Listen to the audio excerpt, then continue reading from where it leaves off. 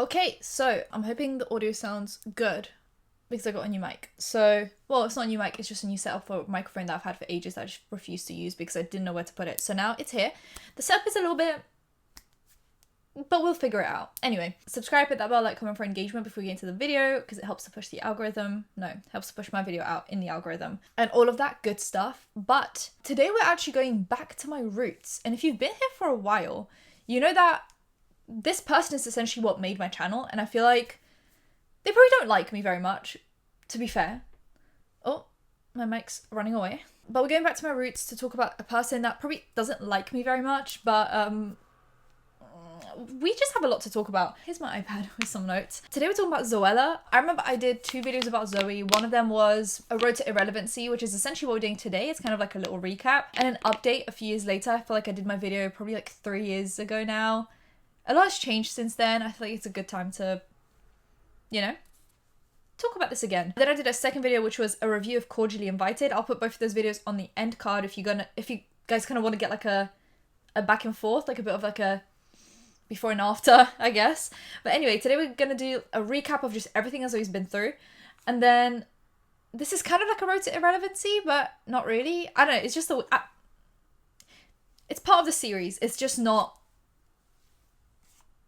as negative as last time because I feel like a lot has changed since then. So Zoe Elizabeth Sugg is obviously her full name. Zoella is just kind of like a stage name that she uses on the internet. She's 31, born on the 28th of March 1990 in Wiltshire with her brother, obviously Zoe Sugg, who's also another YouTuber. Then he kind of went on to do Dancing with the Stars and all of that stuff. Good for him. She had a blog called Zoella where she did like a bunch of beauty reviews. I remember blogs were like the thing. I remember like if you had a blog, it's crazy. I think I read somewhere that she was getting like 500 million reads or like clicks on her blog every month. It's literally crazy. So then because of the name Zoella and like the blog behind it, she actually started a YouTube channel in 2009 under the same name, Zoella. And then she also created a few years later a vlog channel called More Zoella, but then since then she has rebranded the More Zoella channel into Zoe Sugg, but she's kept the main channel as Zoella, which kind of makes sense because I feel like her main channel was never like real Zoella, like real Zoe. I mean, it was Zoella, it was like the character, the blog, like it wasn't like a real person, whereas her vlogs you saw like a real person, so it makes sense for that to be called Zoe Sugg rather than More Zoella. Like I feel like Zoe Sugg's like the real person, Zoella's just like a character. In 2012 she started dating Alfie Days, and I feel like that was like a big, like I was obsessed with them. I watched all the montages, I watched all the like little videos about like clues, like oh my god, they must be together, because they didn't tell anyone at first that they were dating, so there was a lot of like, are they not? And then I think it was Jim Chapman filmed a vlog and he panned over a laptop where they had the screensaver as Zoe and Alfie kissing, and that was like the big break. Everyone's like, oh my god, they're dating. And then Jonathan from the Saucony Jolies ended up filming them as they kissed and he didn't edit it out, which I thought was quite sneaky because like I'm sure you can use an editing software to edit stuff out.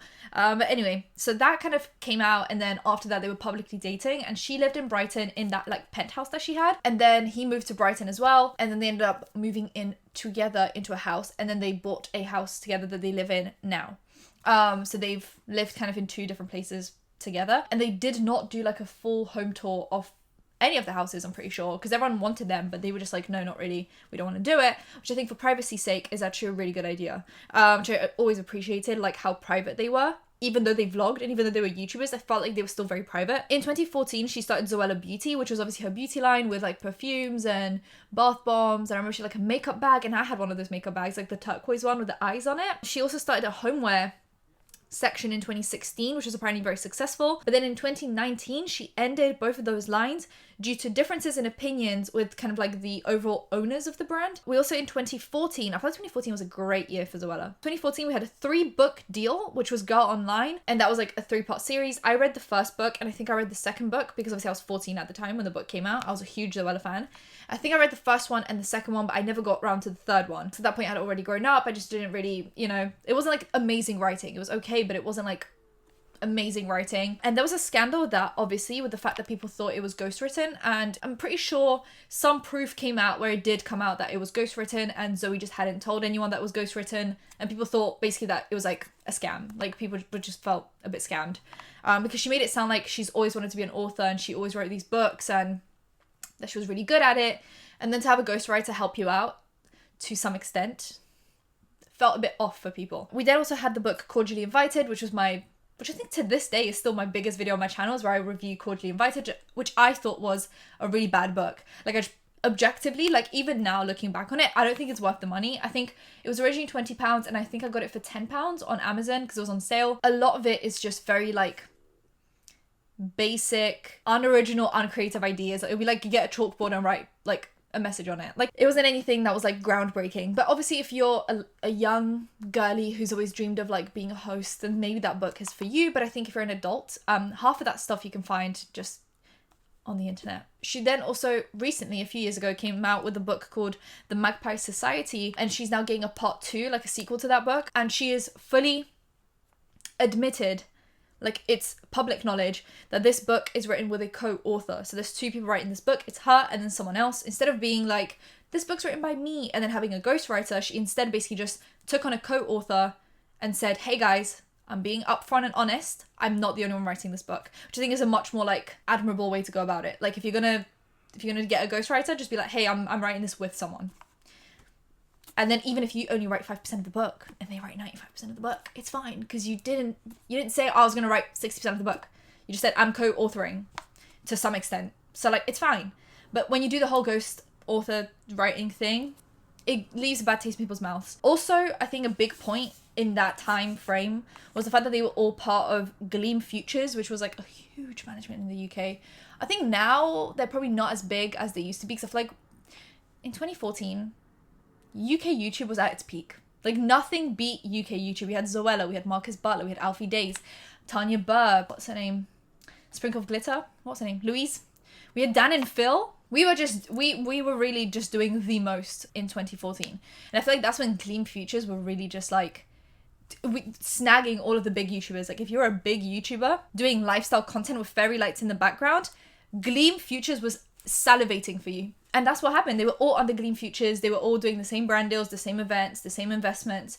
They were all doing the same stuff because Gleam Futures was just managing all of them. And they had other people under there: Casper, Alfie, Joe, Tanya, Marcus, Louise. All of them were under Gleam Futures, and they were all doing the same stuff. Now, here's when things get a bit, we have some scandals. And I spoke about them in my first video about Zoe, but let's just recap. In 2014, she was called out for driving while vlogging. She wasn't the one holding the camera, but Alfie was holding the camera, pointing at her. And she would keep on turning to look at the camera for like pretty long periods of time. And they were going down a motorway, which is a highway in the States. So she was going pretty fast, and she kept on like, talking to the camera, and people just thought it was really irresponsible, and it like wasn't a great message to send to her really young audience. In 2014, obviously, she also got called out for ghostwriting her 3 books. In November 2017, she released her infamous advent calendar, which I spoke about in my first video. It was a £50 advent calendar with things like a pom-pom key ring in it, or confetti. There was a little notebook and pen, but it looked like one of those that you'd get for free in a Happy Meal at McDonald's. It was £50. It then got discounted to $25. She also then filmed a video on her channel basically being like, I didn't set the prices, Boots forced me to make it £50. And then someone that worked at Boots said that she was the one that picked the prices, but obviously that's like he said, she said at that point. Anyway, people were pissed about this £50 advent calendar, and I thought it was pretty shitty as well. Like, if you're going to charge £50 for it, put something interesting in there. Mainly if it's like Zoella'S, she could have put like a bunch of her products in there and it would have been fine. But she instead decided to do basically like a Poundland calendar for £50. And obviously that was like her biggest dragging. I feel like at that point she was just done. Like, she was losing subs. She was dragged across the internet by big influencers, smaller influencers. Like, everyone was dragging her. And that was like probably the downfall of Zoella'S. Like, that was the road to irrelevancy. But like destination, like not the journey, she was already there. Irrelevancy, right there. She arrived. And then 2009 to 2012, she made some pretty like ignorant tweets and then resurfaced later on because people found them. And there were things about, there was pretty like classist tweets. So things about, I don't know if you guys know, but in the UK, people will call lower class people chavs as like just a way to degrade them. They'll call them chavs. If you live on like a council estate, or if you make less money, or like I said, you're a working class or lower class, you'll get called a chav. Or if you speak a certain way or you behave a certain way, you will get called a chav. And it's not like a nice word. It's pretty much just like a word to insult someone and degrade someone. There was actually a book that I read that was recommended to me by someone. I'll put it up on the screen. I can't remember what it's called, but it's something in the name. It says the word chavs, and it's about just basically how the lower class was villainized in the UK since Margaret Thatcher, and how since then people have just villainized the lower class.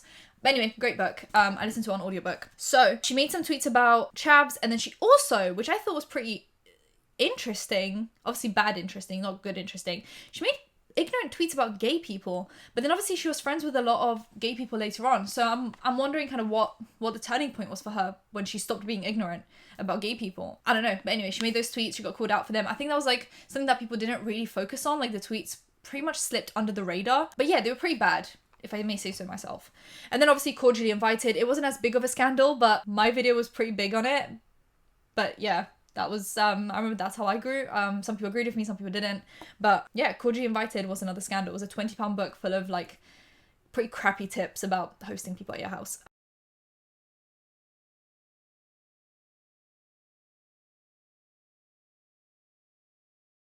Then we had 2019 onwards. I feel like Zoella was pretty much slipping under the radar. Like she wasn't huge, but she wasn't fully irrelevant. I wouldn't say so. Like I feel like she wasn't really getting into any scandals, but she was regularly posting on her vlog channel, and those vlogs were getting probably 500,000 views, which very good income.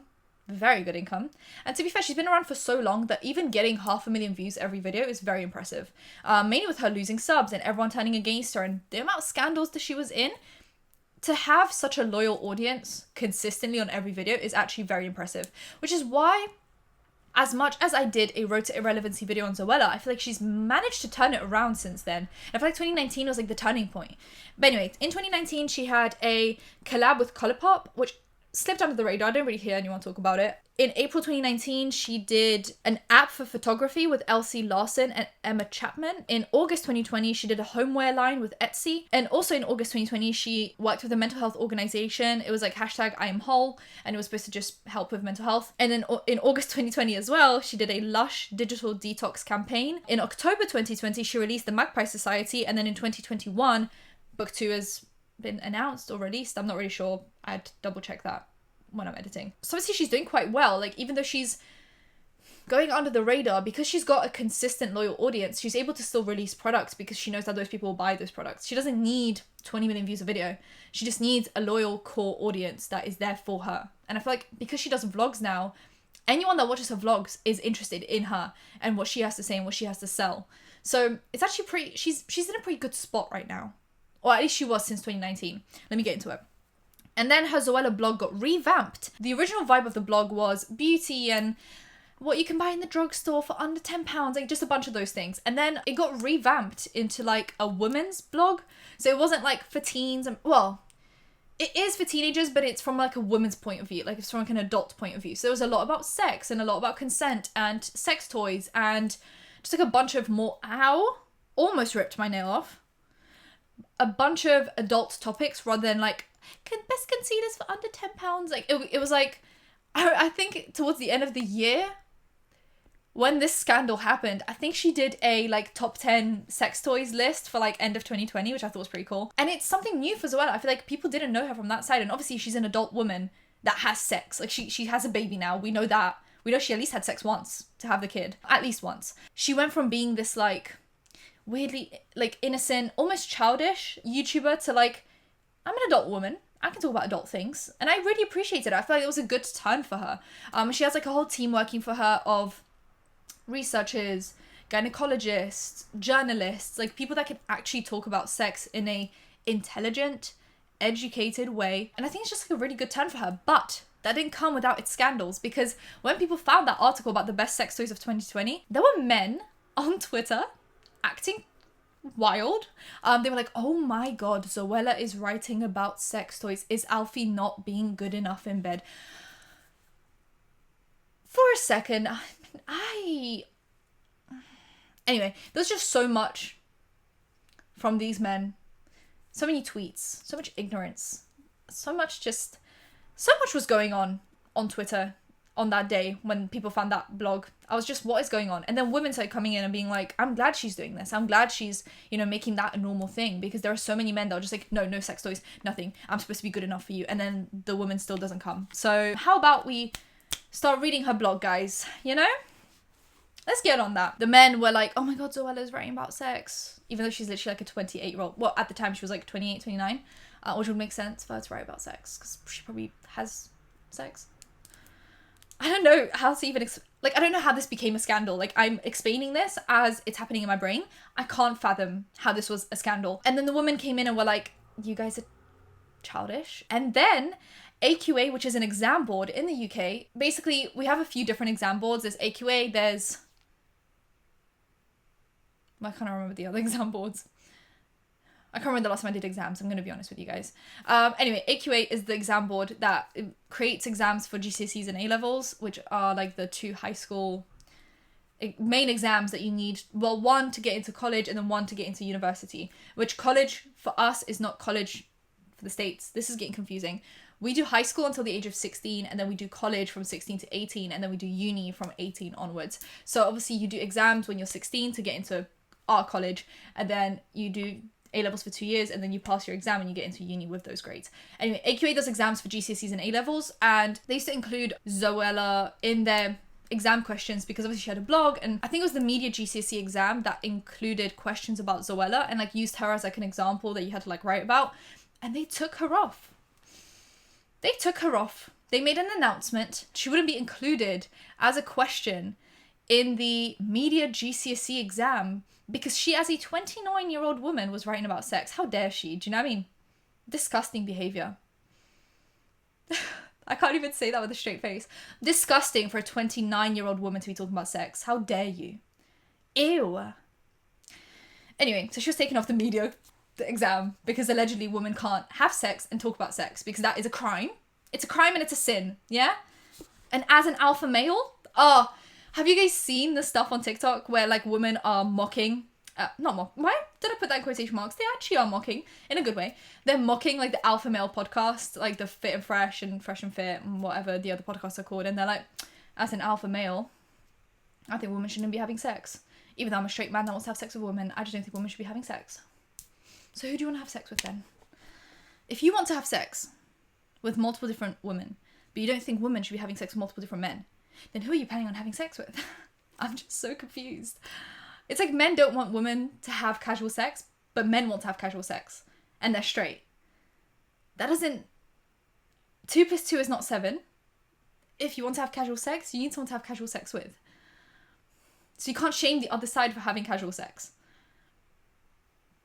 It's one or the other, pick. Yeah? Don't do both. So she was shamed for being an adult woman that has sex and talks about sex in an educated manner. And at that point, it was a turning point for me where I started really appreciating Zoella. I was like, I think she's grown up a lot. And I think she made a few mistakes, but I feel like she's grown from them.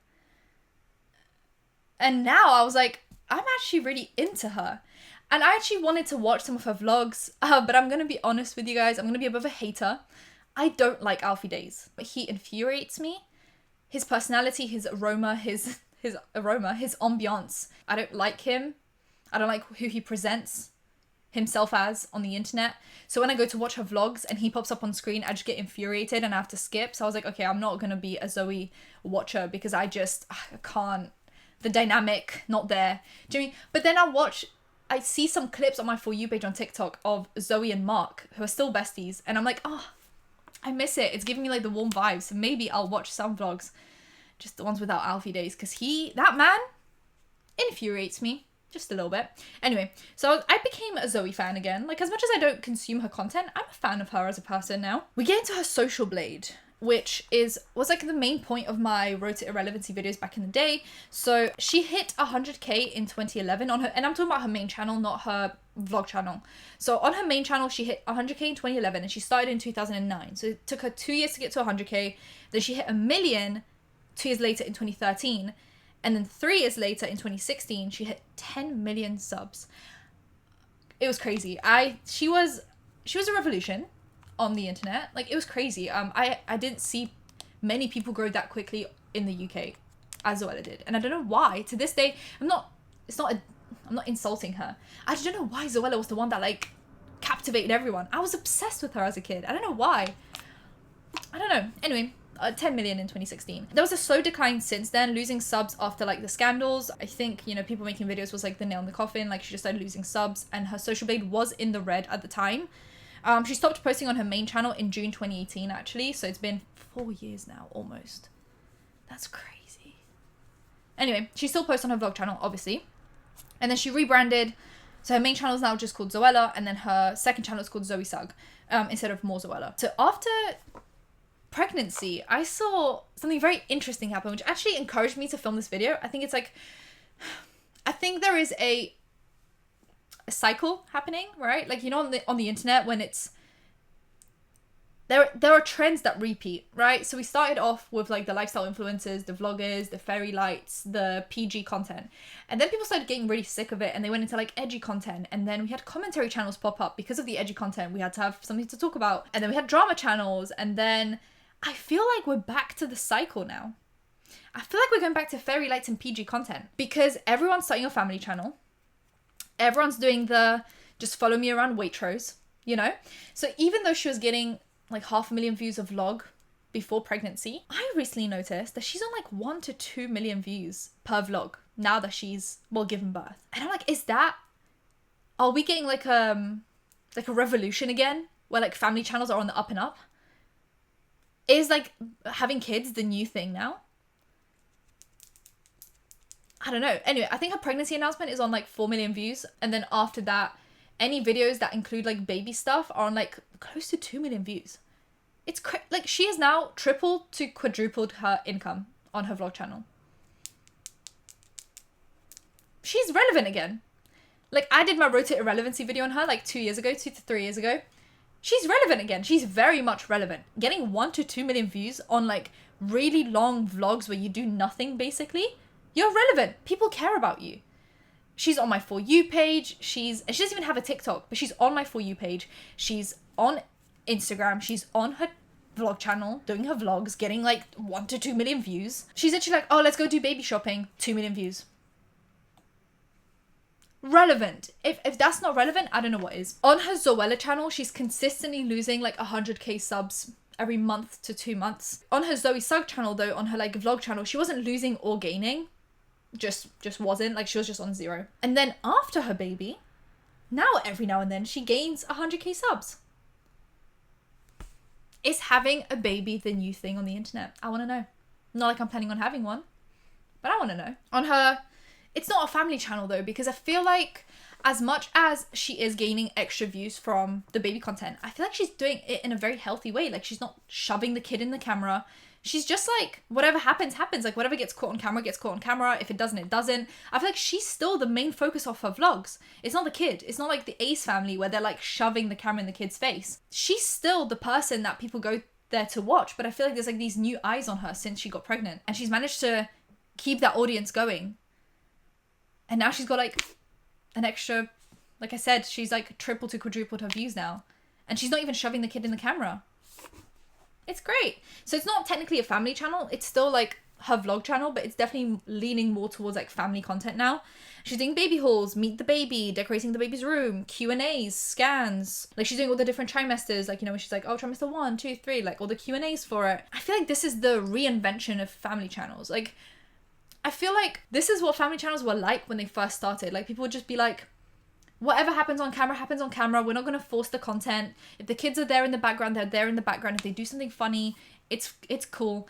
And then things got more toxic because people noticed that the more clickbaity the title, the more views they'll get. So people started shoving the camera in the kid's face, you know, making them say things or do things for the vlog. And then obviously they started getting called out. So that was like the decline of the family channels.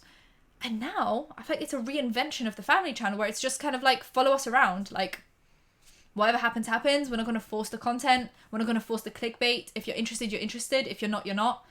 And I think it's such a healthy way to go back to like the fairy lights era of YouTube. Just naturally, whatever happens, happens. Obviously, back in the day, we had family channels. We had the Ace family, Saucony Jolie, Sprinkle of Glitter. Now, Sprinkle of Glitter, what I did appreciate is on her vlog channel, she used to show her kids, and then there came a point where she stopped showing their face, and she said that she would only stop showing their face if they were able to give informed consent to be in her vlogs, which I really appreciated. I'm personally not a big fan of Saucony Jolie's. I think I've looked into them before, and some of the stuff they do is so shady, so weird. Their behavior is odd. I'm glad Zoe's not really like friends with them anymore. They're not doing family channels right. Like I want to do a whole video on the Saucony Jolies, because the stuff I found made me a bit sick. So they're not a great example of family channels, in my opinion. Ace Family, not a great example of family channels. There were some American ones. There was so much drama with family channels. It became so toxic, and I feel like this is the reinvention of the family channel, and I'm glad that she's doing well. I feel like she's now, 31, so she's an adult. She's made some mistakes in her 20s, like mainly her early 20s. She made a lot of mistakes, but they were never like career ruining. They weren't things that were like, oh my god, she's an awful person. Like, yeah, she sold an overpriced advent calendar. Like, she didn't kill someone. As much as it was not the best, it also wasn't the worst scandal we've ever seen, because if you compare it to Shane Dawson and James Charles and Jeffree Star and actual criminals, the advent calendar was ignorant. It lacked self-awareness. It lacked, tact and stuff, but it wasn't a crime. That's my standard now. If it's not a crime, it's a little bit better. If it's not blatant discrimination of other people for things they can't control, it's okay. So yeah, the advent calendar was shitty, but it wasn't like the worst thing that she could have done. The ghostwriting, all of that stuff, I feel like those are things that she actually learned from, and now she's on the up and up. She's an adult woman who has a kid, a successful blog, a successful vlog channel. Good for her. Anyway, that is my Zoella road to relevancy again. And yeah, subscribe with that bell, like, comment for engagement, and I'll see you in my next one. Bye guys.